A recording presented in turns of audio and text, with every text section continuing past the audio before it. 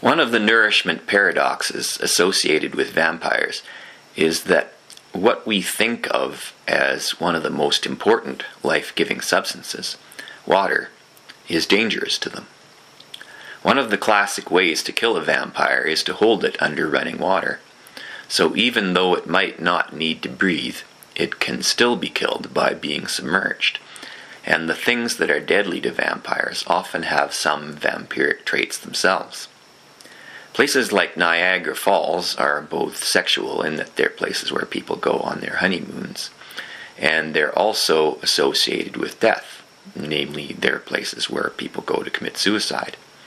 The vulnerabilities of the vampire are reflected in these things to which vampires are drawn, even though, in the case of Niagara Falls, the vampire might not see his reflection or couldn't because the water's too turbulent, also because of the vampire's inherent properties.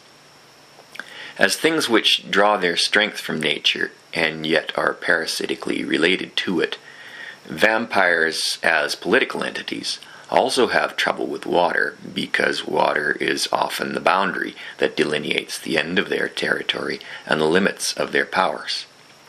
When Dracula comes to England in Bram Stoker's novel, coming from a landlocked location, he has difficulty getting across the ocean and he needs help.